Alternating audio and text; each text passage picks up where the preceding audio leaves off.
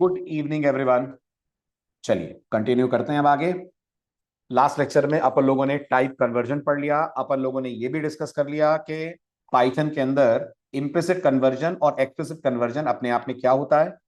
अब मैंने आपसे कहा था आज के लेक्चर में हमारा बहुत इंपॉर्टेंट डिस्कशन होने वाला है। स्लाइड का टाइटल देखकर आप समझ गए होंगे आज हम पढ़ने वाले हैं how Python manages variables and most importantly how Python manages memory. ठीक है, तो सबसे पहले छोटा सा डिस्कशन, वेरिएबल अपने आप में क्या होता है। We all know variables are like container. आपको अगर कोई भी डेटा किसी भी दुनिया की लैंग्वेज में मेमोरी में स्टोर करना है तो वो आप स्टोर करते हैं इनसाइड वेरिएबल्स। एम आई राइट? जब भी किसी भी लैंग्वेज में आपको डेटा स्टोर करना है वो आप स्टोर करते हैं inside something which is called as variable. Python is no different. Python के अंदर भी जब आपको डेटा स्टोर करना है तो आप स्टोर करते हो inside something which is called as variable. But Python में वेरिएबल्स का बनना और उनका मेमोरी में स्टोर होना बिल्कुल डिफरेंट होता है compare to other languages like C, C plus plus and Java. तो इससे पहले कि मैं आपको यह सिखाऊं कि पाइथन में वेरिएबल्स कैसे बनते हैं, लेट अस डिस्कस सी, सी प्लस प्लस और जावा में वेरिएबल्स कैसे बनते हैं। ठीक है, नोट्स सारे स्लाइड पे अवेलेबल हैं। मैं आपके सामने सीधे व्हाइट बोर्ड पे जा रहा हूं। आप मुझे बताइएगा व्हाइट बोर्ड क्लियरली विजिबल है आपको? है? ठीक है, तो अब आप 2 मिनट के लिए थोड़ा सा कंपैरिजन इन तीनों लैंग्वेजेस में वेरिएबल कैसे बनता है इसका करेंगे मेरे साथ विद पाइथन। ठीक है, घबराइएगा मत अगर सी, सी प्लस प्लस जावा आपने नहीं पढ़ी है। हमें सी, सी प्लस प्लस जावा की कोई नॉलेज की जरूरत नहीं है। हम सिर्फ ये समझने की कोशिश कर रहे हैं वहां क्या था और यहां क्या एक्स्ट्रा है। तो इमेजिन करिए मैंने इन लैंग्वेजेस में कहा इंट ए इक्वल टू 10। ये मैंने एक छोटा सा स्टेटमेंट दिया, इंट ए इक्वल टू 10। अगर आपको इनकी नॉलेज है, बेसिक नॉलेज है, तो आपको पता होगा जैसे ही ये लाइन चलेगी ये लैंग्वेजेस मेमोरी में एक ब्लॉक क्रिएट करेंगी which is almost of 4 byte in size, और इस ब्लॉक का नाम ए रख देंगी और ए के अंदर वैल्यू आ जाएगी 10। और इस ब्लॉक का अपना कुछ ना कुछ एड्रेस होगा। होगा ना, मेमोरी में हर ब्लॉक का कोई ना कोई लोकेशन होती है। मान लेते हैं इस ब्लॉक का अपना एड्रेस है 4000, है ना। तो आगे बढ़ने से पहले अच्छे से समझें 10 क्या है। तो आप बोलोगे सर वैल्यू है। मैं बोलूंगा ए कौन है, आप बोलोगे सर वेरिएबल का नाम है। और मैं बोलूंगा ये 4000 कौन है, आप बोलोगे सर ये वेरिएबल का एड्रेस है जो ऑपरेटिंग सिस्टम देगा। ओके, एक लोकेशन है मेमोरी में जहां आपका ये वेरिएबल ए रह रहा है। क्लियर है इतना? है ना, ये फर्स्ट केस। सेकेंड केस, आप बताइए क्या होगा अगर मैं सी, सी प्लस प्लस या जावा में कुछ ऐसे लिखता हूं, int a equal to 10, int b equal to 10। क्या होगा? आपका जवाब होगा सर वही होगा जो पहले हुआ था। एक ब्लॉक बनेगा जिसका नाम ए होगा, ए में 10 आएगा, ए का एड्रेस हम मान लेते हैं 4000 है। सी, सी प्लस प्लस जावा में श्योर? पक्का?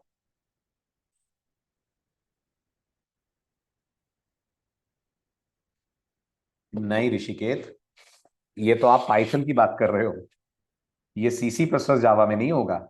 ओके, सी और सी प्लस प्लस या जावा में क्या होगा, जब सेकेंड लाइन पढ़ी जाएगी एक और नया वेरिएबल बनेगा।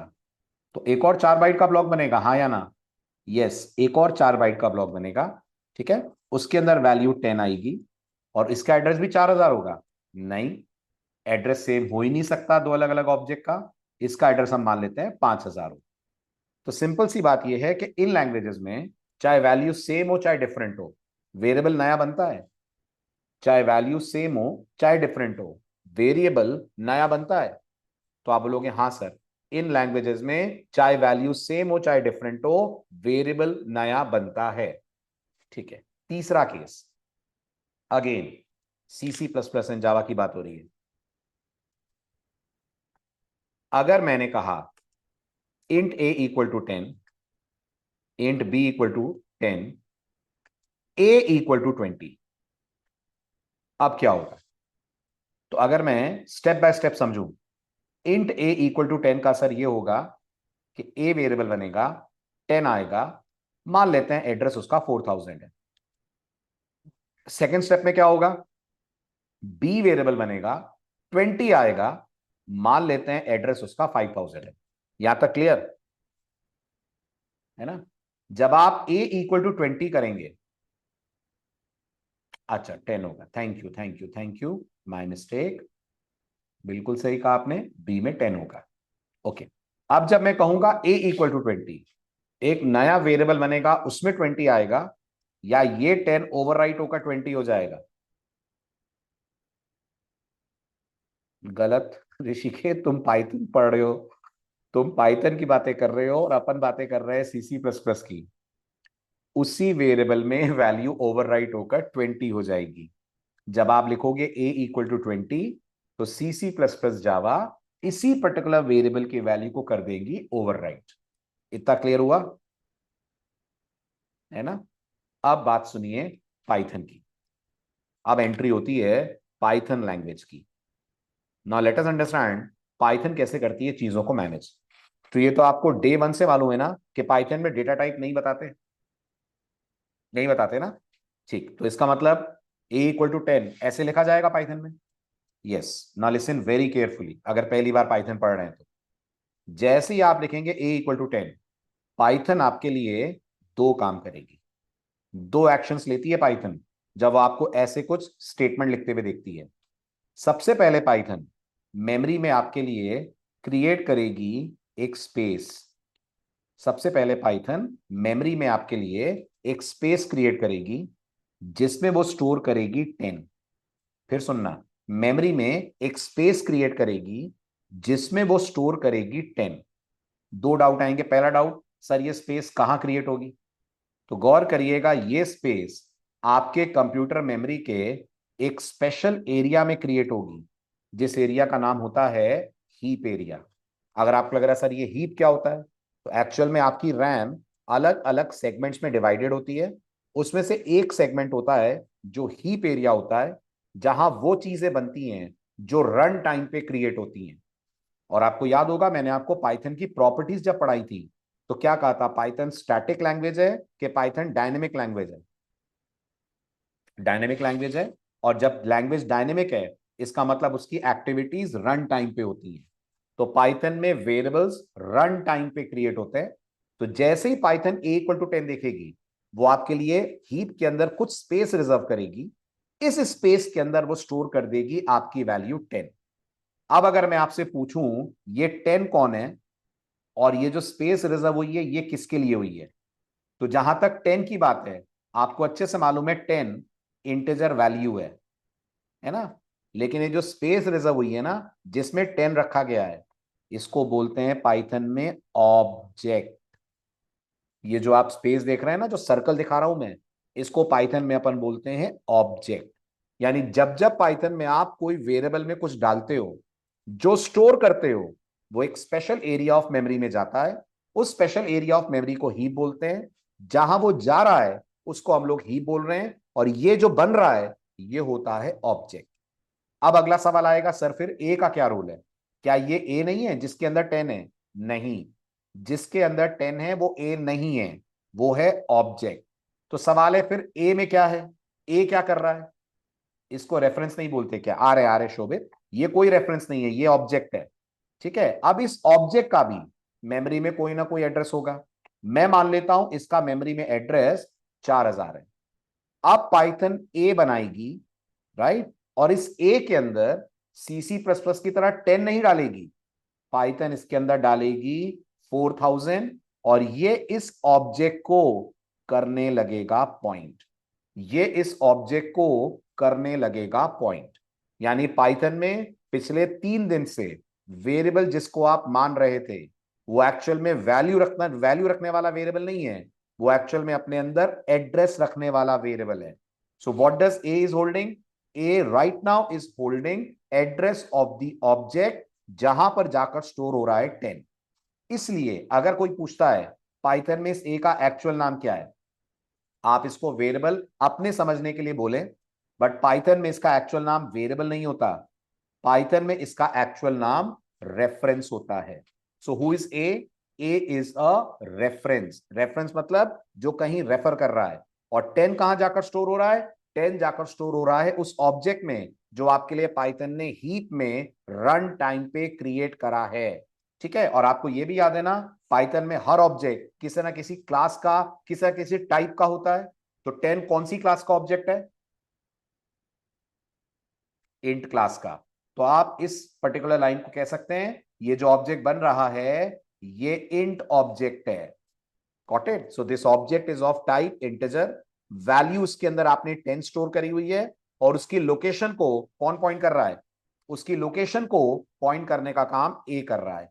हालांकि पाइथन आपको ये सच्चाई बताती नहीं है, ये भी मालूम है ना आपको। पाइथन आपसे ये सच छुपाती है। जब आप प्रिंट करते हैं ए को, क्या आपको एड्रेस मिलता है या आपको 10 मिलता है? 10 मिलता है ना। पाइथन कभी आपको नहीं दिखाती है कि ए में एड्रेस है। पर आज हम इस बात को प्रूफ करेंगे कि वो जो ए है वो नॉर्मल वेरिएबल नहीं है, वो एड्रेस रखने वाला वेरिएबल है। उसमें 10 नहीं है, उसमें वो लोकेशन है जहां पर 10 स्टोर्ड है। ठीक है, अब पाइथन ऐसा क्यों करती है, इसके पीछे क्या कारण है, वो सब मैं आपको बताऊंगा बाद में। क्या फायदा है वो भी बाद में बताऊंगा। Because maximum activities in Python take place at run time. Shobhit, ये जो आप वेरिएबल्स बना रहे हो ना, ये जो आप ऑब्जेक्ट्स बना रहे हो, they are created at run time, they are not created at compile time. जबकि सी प्लस प्लस में, सी में आप देखेंगे अधिकतर वेरिएबल कंपाइल टाइम पे बनते हैं। पाइथन में सारी एक्टिविटीज होती हैं रन टाइम पे। डायनेमिक का मतलब प्रोग्रामिंग की दुनिया सॉरी, डायनेमिक का मतलब प्रोग्रामिंग की दुनिया में रन टाइम होता है। तो अगर मैं कह रहा हूं पाइथन एक डायनेमिक लैंग्वेज है, मेरा मतलब है पाइथन रन टाइम पे काम करने वाली लैंग्वेज है। कंपाइल टाइम पे बहुत कम चीजें होती हैं, मैक्सिमम काम यहां पर रन टाइम पे होते हैं। बताएं, यहां तक कोई डाउट हो, कोई क्वेरी हो तो पूछिए, सिवाय इसके कि इसका फायदा क्या है। पाइथन वैसे क्यों नहीं काम करती है जैसे सी सी प्लस प्लस और जावा करती हैं? इतना डिफरेंट क्यों है पाइथन में वेरिएबल्स का बनना, वो मैं आपको बाद में बताऊंगा। इसके अलावा कोई डाउट है तो पूछिए। अगर क्लियर है तो क्लियर लिख दीजिए, मैं आगे बढ़ूं। आ रहा हूं नितिन, इक्वल टू 20 करेंगे तो क्या होगा? आ रहा हूं। बिल्कुल definitely Pradeep, we are going to prove that कि ए एक रेफरेंस है। पाइथन के बाइट कोड में ये एड्रेस एलोकेट नहीं होते होंगे? फिर बिल्कुल धारिया नहीं होते हैं। ये सारी चीजें क्रिएट होती हैं एट रन टाइम, सिर्फ इंस्ट्रक्शन एलोकेट होता है, क्रिएशन रन टाइम पे करा जाता है। बढ़ू आगे, ये हो गया हमारा स्टेप 1। अब स्टेप 2 देखिए, वो और मजेदार है। सेकंड वाला जो अपन ने सी सी प्लस प्लस और जावा में कोड लिखा था, वो मैं पाइथन में लिख रहा हूं। A equal to 10, b equal to 10, है ना। अब देखिएगा पाइथन क्या करेंगे। ये है आपके कंप्यूटर का हीप एरिया। हीप को लेकर ज्यादा परेशान मत होइएगा, बस मान लीजिए मेमोरी का एक एरिया है जहां पर ऑब्जेक्ट्स रहते हैं। कौन रहता है हीप में? मेमोरी का एक एरिया है जहां पर ऑब्जेक्ट्स रहते हैं। उनका जो घर है वो हीप एरिया में होता है पाइथन में। ओके, तो ये आपके कंप्यूटर का हीप एरिया है। पाइथन जैसे ही आपको ए इक्वल टू 10 लिखते हुए देखेगी, पाइथन जैसा मैंने कहा इस हीप एरिया में क्रिएट करेगी एक ऑब्जेक्ट, उसके अंदर स्टोर करेगी 10। और इस ऑब्जेक्ट का अगर मैं मान लूं एड्रेस 4000 है, वो 4000 पाइथन स्टोर कर देगी ए के अंदर, और ए इस 4000 को करने लगेगा पॉइंट। क्लियर है? ये तो पुराना वाला ही स्टेप मैंने रिपीट करा, इसमें तो डाउट होगा नहीं। अब नया देखिए क्या है। अब जब आप पाइथन को बोलेंगे बी इक्वल टू 10, तो पाइथन चेक करेगी क्या हीप में कोई ऑब्जेक्ट है जिसमें 10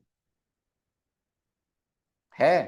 तो पाइथन नया ऑब्जेक्ट नहीं बनाएगी, दोबारा 10 स्टोर नहीं करेगी, चुपचाप बी को बोल देगी तुम भी वहीं पॉइंट कर रहे हो जहां ए पॉइंट कर रहा है। तो प्लीज टेल मी बी में क्या आएगा? वेरी गुड, पी में 4000 आएगा, और बी भी इसी लोकेशन को करने लगेगा पॉइंट। इसका मतलब कितने 10 बने और कितने रेफरेंसेस बने? तो जवाब है एक 10 बना और उसके दो पाइथन ने बनाए रेफरेंसेस, एक का नाम ए, एक का नाम बी। ये भी क्लियर है? है ना। तो अभी भी ये जो आपको सर्कल दिख रहा है ये इंट ऑब्जेक्ट है। यस, ये जो सर्कल दिख रहा है ये इंट ऑब्जेक्ट है। अंदर पड़ा हुआ 10 इस ऑब्जेक्ट में स्टोर की गई वैल्यू है। और ये जो ए और बी आपको दिख रहे हैं ये कौन है? ये इस ऑब्जेक्ट के बिल्कुल सही रेफरेंसेस हैं। ये दोनों रेफरेंसेस कहलाएंगे। क्लियर? फायदे के अलावा कोई डाउट हो तो पूछिए, जल्दी जल्दी। क्लियर? No doubts? आगे बढ़ू? अब आ जाइए तीसरे केस पे। तीसरा केस आपका क्या था? तीसरा केस जो अपन ने डिस्कस करा वो ये था, मैंने कहा a इक्वल टू 10, मैंने कहा b इक्वल टू 10, फिर मैंने कहा a इक्वल टू 20। ठीक है, अब क्या होगा? ये है अगेन आपके सिस्टम का हीप एरिया, बल्कि मैं स्टेप बाय स्टेप चलता हूं। ये हीप एरिया है। जब ये लाइन चली तो पाइथन ने मेमोरी में 10 स्टोर करा, एड्रेस उसका 4000 है, और इस 4000 को पाइथन ने स्टोर करवा दिया किसके अंदर? तो जवाब है ए के अंदर। फिर आपने बी इक्वल टू 10 करा, पाइथन ने हीप में नया 10 नहीं बनाया, वही 10 जिसका एड्रेस 4000 था, जो अभी तक ए के थ्रू पॉइंट हो रहा था, जिसका रेफरेंस अभी तक सिर्फ ए था, अब उसका एक और रेफरेंस पाइथन ने बना दिया। और उस एक और रेफरेंस का नाम क्या है? उस एक और रेफरेंस का नाम बी है। बी में क्या स्टोर करा पाइथन ने? पाइथन ने बी में भी स्टोर करा 4000। क्लियर है? और ये सब दमा चौकड़ी हीप में हो रही है। फिर पाइथन ने आपको देखा ए इक्वल टू 20 लिखते वक्त, याद कीजिए सी ने क्या करा था? ए इक्वल टू 20 में 10 पे 20 ओवरराइट कर दिया था ना। सी ने 10 पे 20 ओवरराइट कर दिया था ना। पाइथन ऐसा नहीं करती। पाइथन ऐसा नहीं करती। पाइथन क्या करेगी? आपके इस ऑब्जेक्ट में तो 10 ही पड़ा रहेगा जिसका एड्रेस 4000 है। ठीक है, इस 4000 को कौन पॉइंट कर रहा होगा?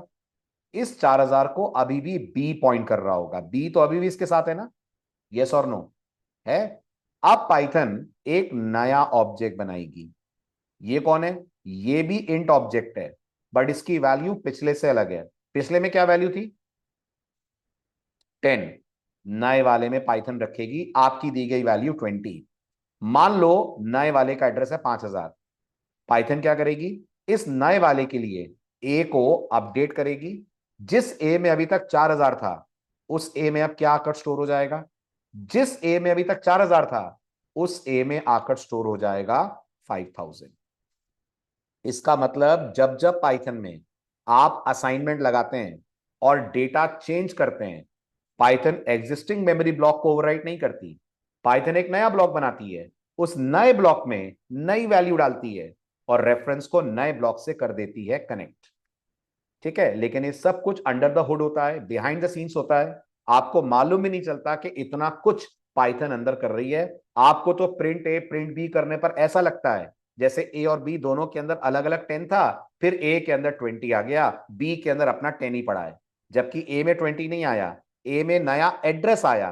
20 एक वैल्यू बनकर एक ऑब्जेक्ट की तरह मेमोरी के अंदर कहीं स्टोर हो गया, और ए ने अब 20 को पॉइंट करना स्टार्ट कर दिया। कोई डाउट, कोई सवाल तो पूछें।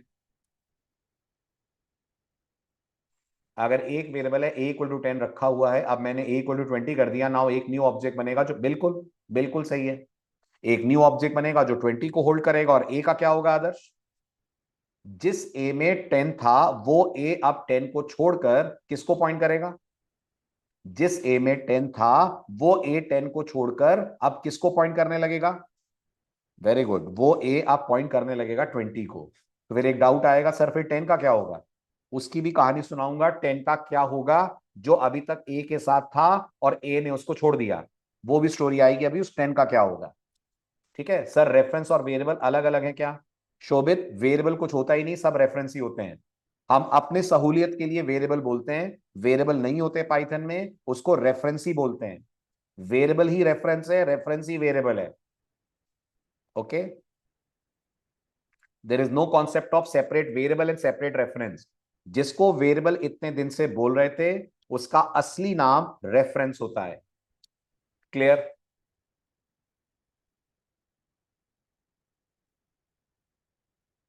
Very good, no doubt, no questions.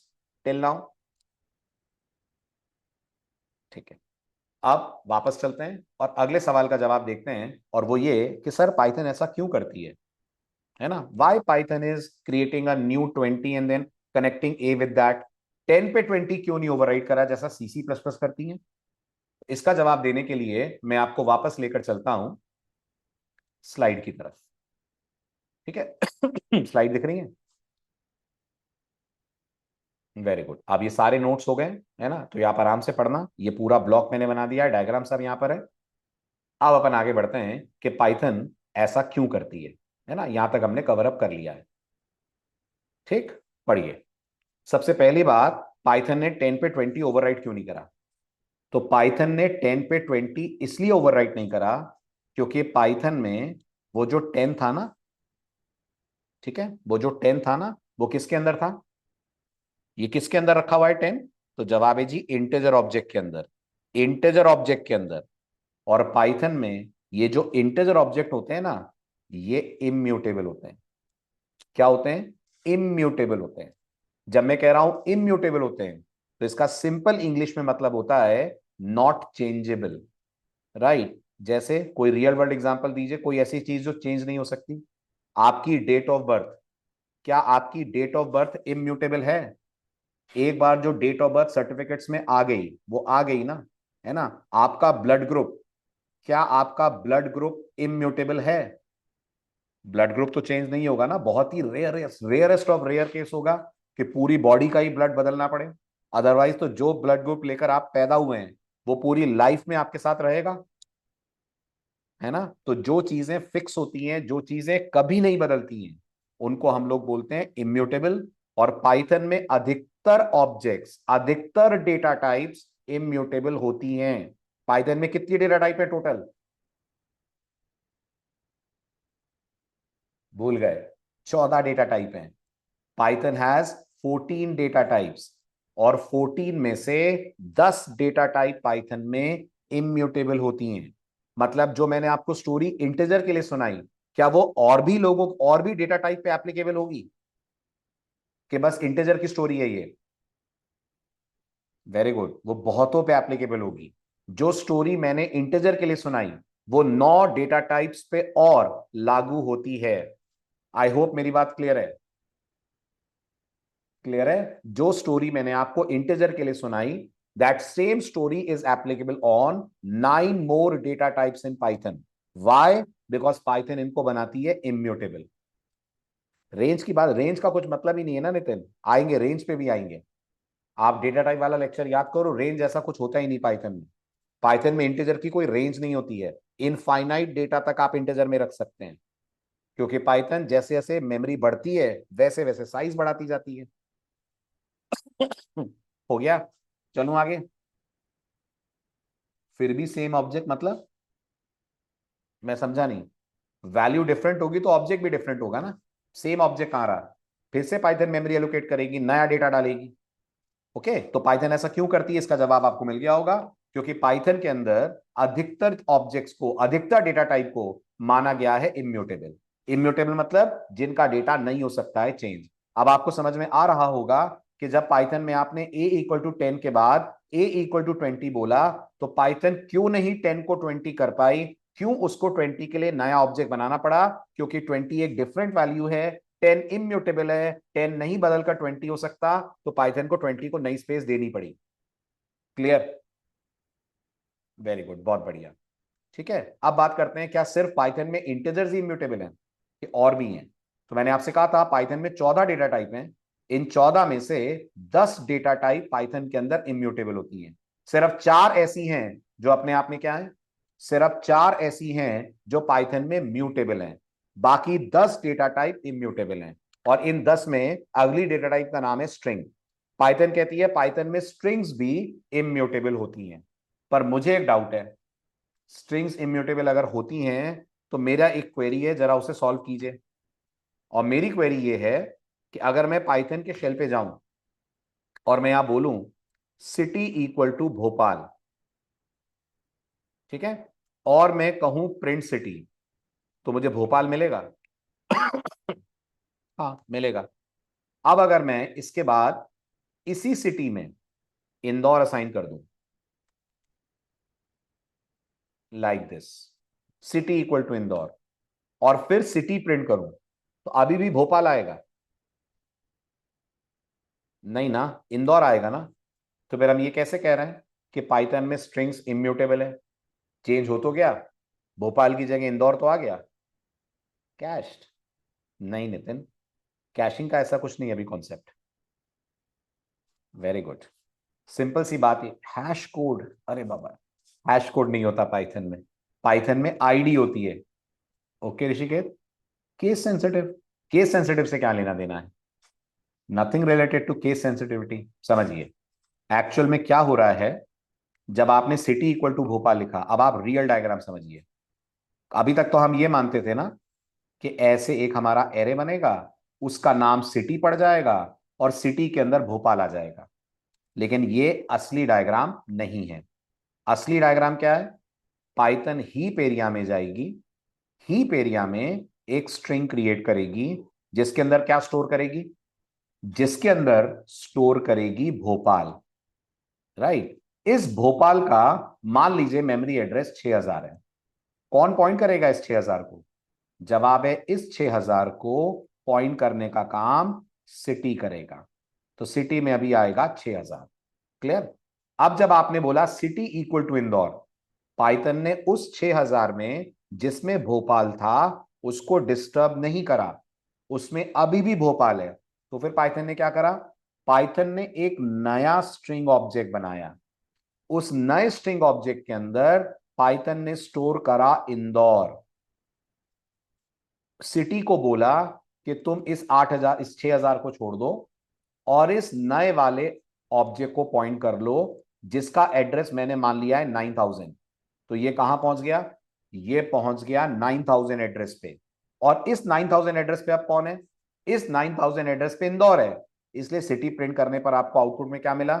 इसलिए सिटी प्रिंट करने पर आपको आउटपुट में इंदौर मिला। तो अब अच्छे से डायग्राम देखकर मुझे बताइए, किसका कंटेंट चेंज हुआ? स्ट्रिंग ऑब्जेक्ट का कि रेफरेंस का? बिल्कुल सही ऋषिकेश, रेफरेंस का कंटेंट चेंज हुआ। ऑब्जेक्ट में तो भोपाल पहले भी था और ऑब्जेक्ट में भोपाल अभी भी है, सिर्फ जो सिटी में 6000 था वो 6000 की जगह अब क्या आ गया? अब आ गया 9000। तो क्या मैं पाइथन में ये बोल सकता हूं इस पूरे डिस्कशन के कंक्लूजन के तौर पे, references, references in Python are mutable while objects in Python are immutable? हालांकि ये बात सभी 14 डेटा टाइप के लिए नहीं बोल रहा हूं मैं, ये बात आप समझ रहे हैं ना, मैं 10 डेटा टाइप के लिए बोल रहा हूं। अरे अरे बिल्कुल आ रहे हैं, बिल्कुल आ रहे हैं, भोपाल का क्या होगा, क्या भोपाल है, आ रहे आदर्श, आ रहे, तुम्हारा सवाल सुना मैंने, आ रहा हूं धीरे धीरे, उस पर भी आ रहा हूं, आ रहा हूं नितिन, उस पर भी आ रहा हूं। 6000 वाला डिस्ट्रॉय कैसे होगा, उस पर भी आ रहा हूं। अभी जो पढ़ाया मैंने वो क्लियर है? क्लियर है? इसका मतलब हम ये बोल सकते हैं स्ट्रिंग ऑब्जेक्ट्स इम्यूटेबल हैं बट स्ट्रिंग रेफरेंसेस म्यूटेबल हैं।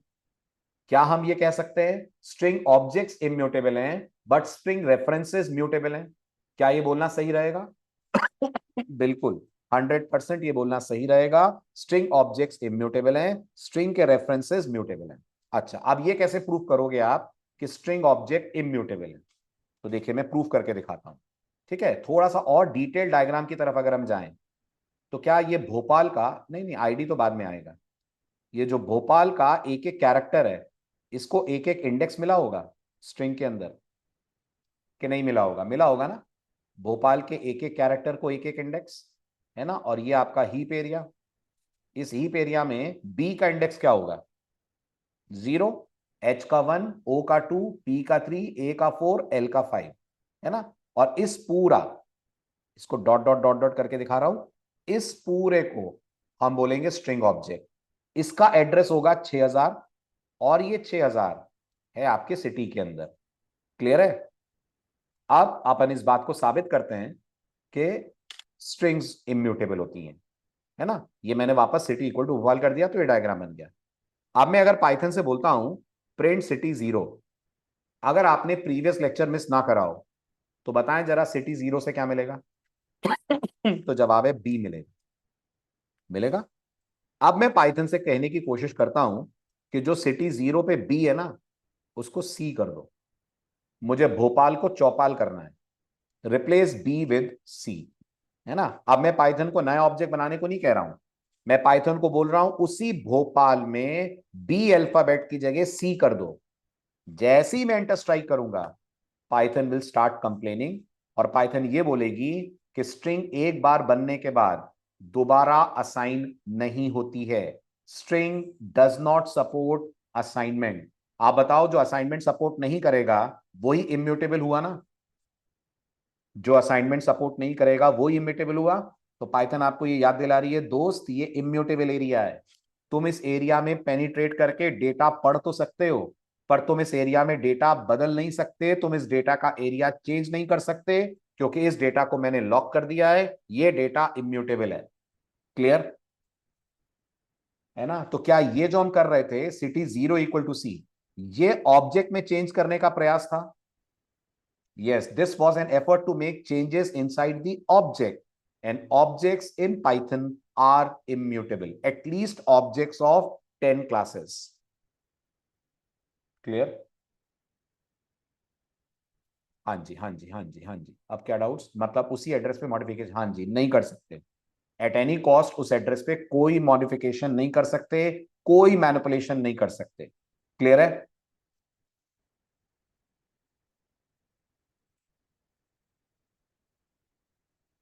No doubts, no queries, everything clear?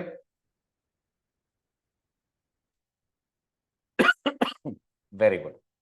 चलिए, अब मैं बार बार आपसे कह रहा हूं, पाइथन में 10 डेटा टाइप ऐसी हैं जिनको पाइथन ने क्या करा है, जिनको पाइथन ने करा है इम्यूटेबल। नाउ लेट अस सी वो 10 डेटा टाइप्स कौन है, और वो म्यूटेबल डेटा टाइप्स 4 कौन सी हैं, है ना। तो लेट मी क्लियर एवरीथिंग। ये हटा दूं डायग्राम, ये डायग्राम स्लाइड्स में है, चेक करिए वो 10 डेटा टाइप कौन सी हैं। दिख रही है 10? दिख रही हैं? ये 10 की 10 पाइथन में इम्यूटेबल है। म्यूटेबल कौन कौन है? 4 म्यूटेबल है, जिनमें एक बड़ी पॉपुलर है, बहुत जल्दी आप इससे मिलेंगे। थोड़ी बहुत मुलाकात तो आपकी इससे मैं आजकल में ही करा दूंगा, जिसका नाम है लिस्ट, है ना। बाकी आप धीरे धीरे मिलेंगे। ये बाकी की जो 4 आपको दिख रहे हैं ये म्यूटेबल है। तो ये वैसे काम करेंगे जैसे सी में वेरिएबल काम करता है। हाँ, ये वैसे काम करेंगे जैसे सी में वेरिएबल काम करता है। और ये बिल्कुल नए कॉन्सेप्ट पे काम करेंगे कि एक बार मेमोरी में कुछ आ गया तो वो चीज वहीं रहेगी, उसको चेंज आप नहीं कर सकते। चले आगे, इतना भी क्लियर, कोई डाउट तो नहीं इतने में?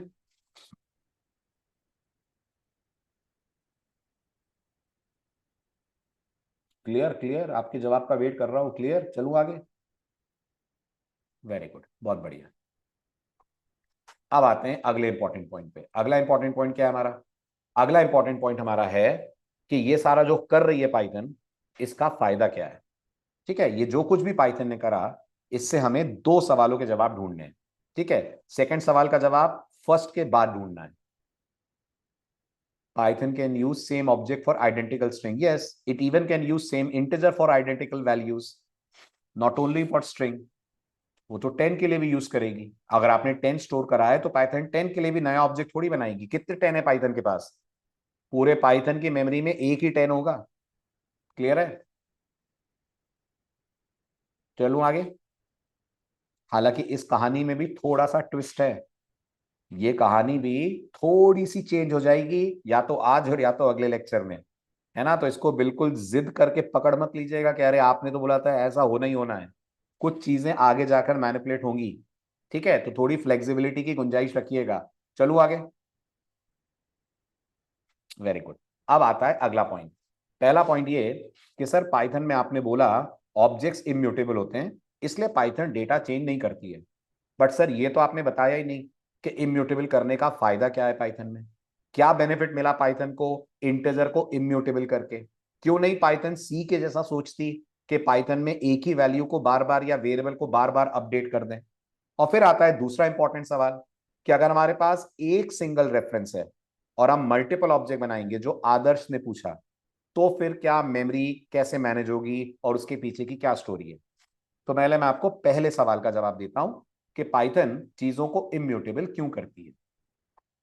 ये समझने के लिए कि पाइथन इम्यूटेबल क्यों करती है, मैं एक बार फिर सी के एग्जाम्पल की हेल्प लूंगा। मुझे बताइए, अगर मैंने सी में कहा integer a equal to 10, integer b equal to 10, integer c equal to 10, integer d equal to 10, तो हमारी सी लैंग्वेज कितनी बार 10 को मेमोरी देगी? हमारी सी लैंग्वेज 4 बार 10 लेकर आएगी। 4 times C is going to create 10, है ना। प्रिसाइसली डायग्राम कुछ ऐसा बनेगा, ए का 10 अलग, बी का 10 अलग, सी का 10 अलग, डी का 10 अलग। अब आप यही कोड पाइथन पे चलाइए।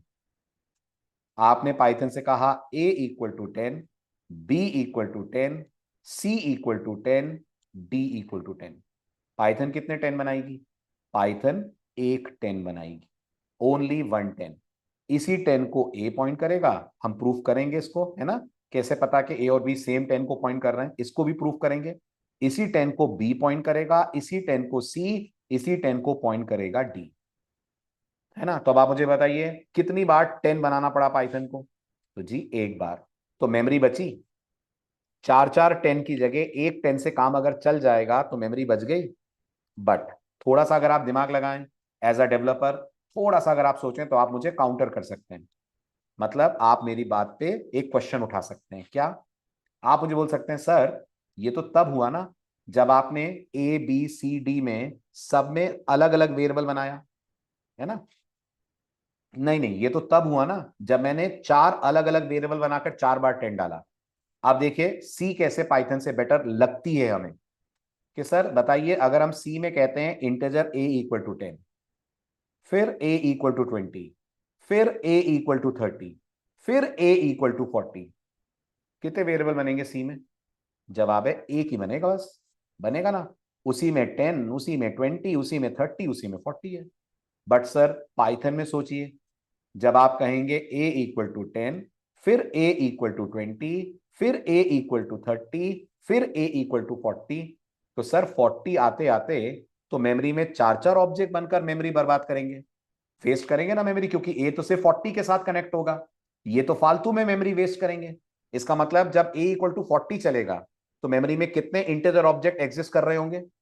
जब ए इक्वल टू 40 चलेगा तो मेमोरी में कितने इंटीजर ऑब्जेक्ट एग्जिस्ट कर रहे होंगे? तो जवाब है एक। जवाब है एक। बिल्कुल सही। आप अगर पहली बार पाइथन पढ़ रहे हैं तो आपका जवाब 4 ही होना चाहिए। आपका जवाब बिल्कुल 4 होना चाहिए। लेकिन द रियलिटी इज डिफरेंट। और अब हम आदर्श के सवाल पे भी आ रहे हैं, नितिन के सवाल पे भी आ रहे हैं। हाउ, बिल्कुल अब हाउ पे आ रहा हूं, है ना। तो ये बात समझ में आई कि सर आपने बोला ये पहला डायग्राम ए का, ये ए का दूसरा डायग्राम, ये ए का तीसरा डायग्राम, और सर ये ए का चौथा डायग्राम। ठीक है, ये मेरे को समझ में आ रहा है सर। मेरे को ये भी समझ में आ रहा है कि इन तीनों के साथ ए का कनेक्शन टूट जाएगा। यस और नो आ रहा है ना एज अ बिगनर, है ना। जो बिगनर के समझ में आ रहा है पहले वो बातें कर रहा हूं मैं, है ना, फिर आपको ट्विस्ट बताता हूं। तो एज अ बिगनर इतना तो सर मुझे समझ में आ रहा है। मुझे ये भी समझ में आ रहा है कि अल्टीमेटली ए किसके साथ है? अल्टीमेटली ए 40 के साथ है। बट सर ये भी तो मेमोरी में बैठे हैं ना।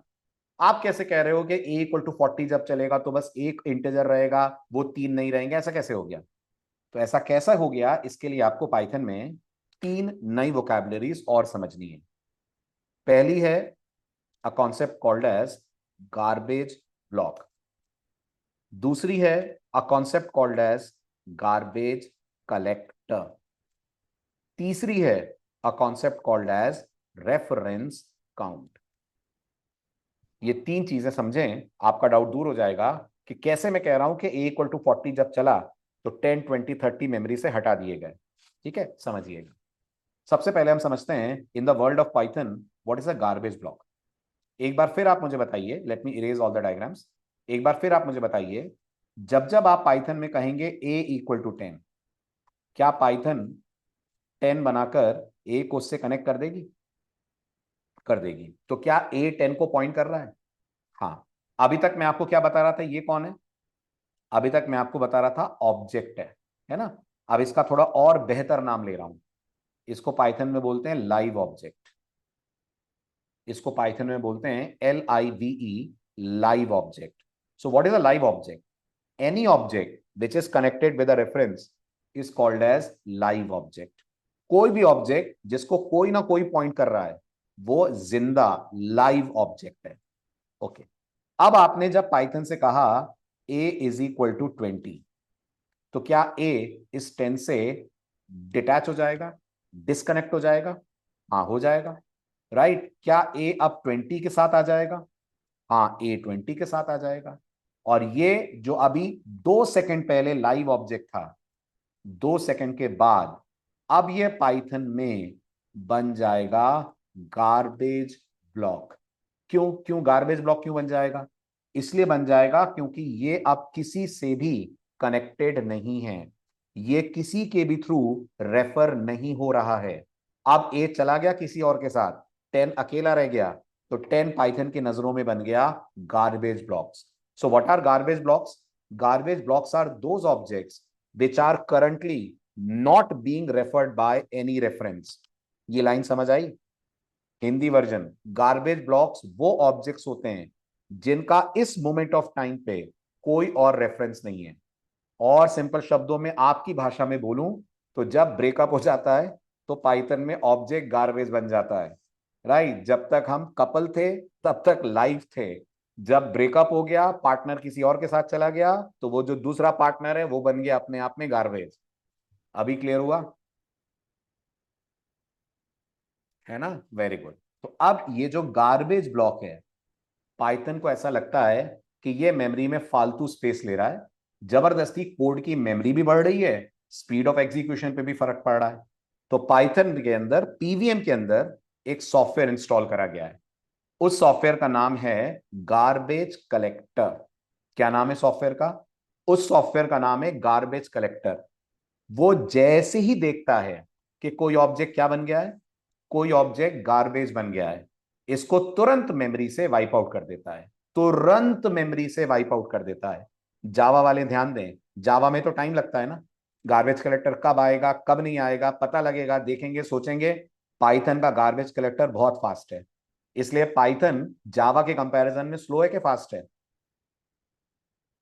स्लो है। पाइथन स्लो है क्योंकि पाइथन का गार्बेज कलेक्टर बहुत फास्ट है ऋषिकेश। गार्बेज कलेक्टर बीच बीच में आकर तुम्हारी मेमोरी की साफ सफाई करेगा तो तुम्हारे प्रोग्राम की स्पीड पे फर्क पड़ेगा ना भाई। उसको भी तो टाइम चाहिए, ये भी तो एक सॉफ्टवेयर है, ये भी तो सीपीयू का टाइम चुराएगा। भले ही आधे सेकंड में अपना काम करे बट ये कुछ करेगा ना। तो ट्विस्ट समझो, पाइथन का मेमोरी मैनेजमेंट जावा से बेटर है। हाँ, मेमोरी मैनेजमेंट बेटर है, लेकिन अगर स्पीड सोचें आप तो पाइथन जावा से स्लो है। जावा थोड़ी लापरवाह है ना, जब समय मिलेगा जब गार्बेज कलेक्शन करेंगे, अभी क्या करना है करके। एम आई राइट? अगर जावा के बेसिक्स याद हो तो है ना। और पाइथन क्या बोलती है? पाइथन बोलती है नहीं नहीं, स्वच्छ भारत अभियान चल रहा है, स्वच्छ मेमोरी अभियान चल रहा है, बिल्कुल गंदगी नहीं दिखनी चाहिए, बिल्कुल गंदगी नहीं दिखनी चाहिए, राइट। बिल्कुल ठीक। चलें आगे, डन। ठीक है, तो ये दो टर्म्स हो गए, गार्बेज ब्लॉक और गार्बेज कलेक्टर। अच्छा, ये गार्बेज कलेक्टर किसके अंडर में है? ये गार्बेज कलेक्टर उसके अंडर में है जो आपके पूरे प्रोग्राम को चलाने का जिम्मेदार है। वो कौन है? पीवीएम। तो ये पीवीएम के अंडर में आता है, पीवीएम इसका बॉस है, पीवीएम इसको ऑर्डर देता है कि जाओ मेमोरी क्लीन अप करके आओ, और ये पीवीएम के आदेश पे मेमोरी में झाड़ू लेके पहुंच जाता है, पोछा लेके पहुंच जाता है और मेमोरी की साफ सफाई करने लगता है। ये भी क्लियर हुआ है ना? अब आता है अगला पॉइंट कि सर, ये जो गार्बेज कलेक्टर है, आपने बोला ये गार्बेज ब्लॉक्स को कलेक्ट करता है, इसको कैसे पता चलता है सर कि ये ब्लॉक गार्बेज है? क्या ये ब्लॉक खुद बताता है या कोई पहचान है, कोई निशानी है? इसको कैसे मालूम चलता है कि जो 10 है उसको कोई रेफर नहीं कर रहा है? तो अब ये समझने के लिए एक बार फिर से समझिए a इक्वल टू 10 का एक्चुअल डायग्राम क्या है, और ये आपका एक पुराना डाउट भी दूर करेगा। आपको याद होगा जब मैंने आपको पहली बार पाइथन में साइज बताई थी, तो इंटीजर की साइज कितनी निकली थी स्टार्टिंग में? 28 बाइट। याद कीजिए, 28 बाइट्स का इंटीजर बना था। याद आ रहा है वो लेक्चर? ये वो लेक्चर था जिस दिन पहली बार हम डेटा टाइप पढ़ रहे थे। तो मैंने डेटा टाइप के बारे में आपको 3 बातें बताई थी। उनमें से पहली बात ये थी कि पाइथन में इंटीजर की साइज फिक्स होती है कि नहीं होती है? तो मैंने कहा था नहीं, कुछ फिक्स नहीं होती, जैसे जैसे वैल्यू बढ़ती जाती है साइज बढ़ती जाती है। शुरुआत मैंने कहा था कितने बाइट से होती है, शुरुआत मैंने कहा था 28 बाइट से होती है। और तब मैंने क्वेश्चन आपके सामने रखा था कि अगर आप थोड़ा भी कंपैरिजन किसी और लैंग्वेज से करें तो वहां इंटीजर 4 बाइट के होते हैं, करेक्ट। पाइथन 28 बाइट का इंटीजर बनाती है, इतना वेस्टेज ऑफ मेमोरी करती है पाइथन, ये कैसे पॉसिबल हुआ पाइथन के लिए? Yes Praveen, yes, some kind of indication is there. आप समझिए, जब आप पाइथन में बोलते हैं a इक्वल टू 10, तो मैंने आपसे बोला पाइथन हीप एरिया में जाकर एक ऑब्जेक्ट क्रिएट करती है, राइट। इसको हम क्या बोलते हैं? इसको हम बोलते हैं इंटीजर ऑब्जेक्ट, ठीक है। पाइथन इसके अंदर क्या स्टोर करती है?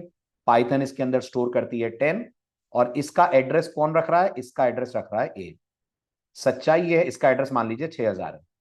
सच्चाई ये है कि वो जो आपका इंटीजर ऑब्जेक्ट है ना, उसमें सिर्फ 10 ही नहीं है, उसमें बहुत कुछ रहता है। उस बहुत कुछ में आपके मतलब की दो चीजें रहती हैं। ये 10 क्या वैल्यू है? हाँ, ये 10 वैल्यू है। इसके अलावा इस ऑब्जेक्ट के पास इसकी डेटा टाइप की जानकारी भी होती है। किसकी जानकारी? खुद की डेटा टाइप की जानकारी। तो ये कौन सी डेटा टाइप का ऑब्जेक्ट बना है? तो जवाब है जी इंट का ऑब्जेक्ट बना है। तो इसके अंदर इसकी डेटा टाइप रहती है इंट। और इसके पास एक और प्रॉपर्टी रहती है जिसको हम बोलते हैं रेफरेंस काउंट। शॉर्ट में लिख रहा हूं RC, रेफरेंस काउंट। ये जो रेफरेंस काउंट है, बिल्कुल सही, वेरिएबल का मेटा डेटा है ये जो रेफरेंस काउंट है, ये बताता है कि इस 10 को कितने रेफरेंसेस पॉइंट कर रहे हैं। तो आप मुझे बताइए इस वक्त एज ऑफ नाउ इस 10 को कितने रेफरेंसेस पॉइंट कर रहे हैं? एक। तो इसका रेफरेंस काउंट 1 हो जाएगा। जब आप बोलेंगे b इज इक्वल टू 10, ठीक, तो जावा क्या करे, सॉरी पाइथन क्या करेगी?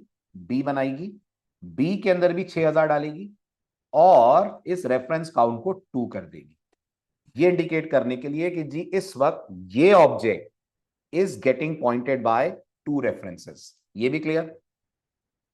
ठीक है। अब जब आप पाइथन को बोलेंगे a is equal to 20, you all know Python heap में 20 बनाएगी, ओके। 20 भी अपने साथ 3 चीजें लाएगा, अपनी वैल्यू 20, अपनी क्लास का नाम इंट, अपना रेफरेंस काउंट जो अब 1 है, क्योंकि अब ए ने किसको छोड़ दिया? ए ने इस वाले 10 को छोड़ दिया।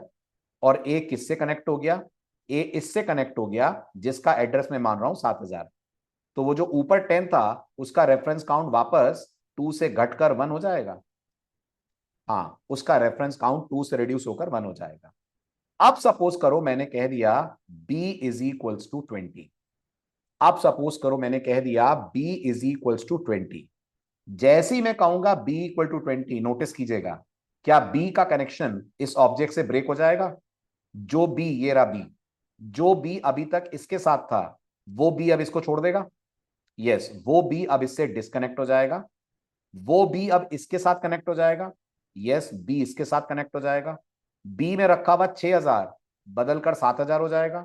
बिल्कुल, 6000 बदलकर 7000 हो जाएगा। जिस रेफरेंस काउंट की वैल्यू 1 थी 20 के लिए, वो 2 हो जाएगी। हाँ जी, 2 हो जाएगी।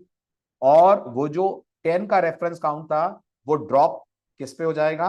वो ड्रॉप 0 पे हो जाएगा। जैसे ही वो 0 होगा, जैसे ही 0 होगा, जीसी आएगा और बोलेगा चलो तुम्हारा जीवन खत्म, कोई मतलब नहीं अब दुनिया में रहने का, चलो वापस। तो उसको उठा के ले जाएगा वापस और हीप के अंदर वापस रिसाइकलिंग करके इसको रख देगा। मतलब हर ऑब्जेक्ट पे किसकी नजरें रहती हैं? कंटिन्यूअस हर ऑब्जेक्ट पे नजरें रहती हैं गार्बेज कलेक्टर की। तो कुछ मेमोरी तो लेता होगा ना, अगर इतना एक्टिवली काम कर रहा है तो। इसलिए पाइथन का स्लो होने का ये दूसरा बड़ा कारण है। ये जीसी तो यमराज है, बिल्कुल ये जीसी यमराज है। ये दूसरा बड़ा कारण है पाइथन के स्लो होने का। पहला कारण मैंने आपको क्या बताया था कि पाइथन में कोड 2 बार कन्वर्ट होता है। एक बार आपका कोड कन्वर्ट होता है बाइट कोड में, फिर बाइट कोड कन्वर्ट होता है मशीन इन अंडरस्टैंडेबल फॉर्म में। दूसरा कारण पाइथन के स्लो होने का यह है कि पाइथन कोशिश बहुत करती है कि वो मेमोरी को बहुत बेहतर तरीके से मैनेज करे, और इसके लिए वो हर दम बिल्कुल 24 घंटे ऑन फुट रखती है garbage collector. Yes, garbage collector continuously monitor करता है। क्योंकि वो कंटिन्यूसली मॉनिटर करता है तो उसे भी कुछ समय चाहिए, कुछ सीपीयू का टाइम चाहिए, कुछ मेमोरी चाहिए। And that is why Python का मैनेजमेंट बेटर है बट स्पीड हो जाती है स्लो। क्लियर?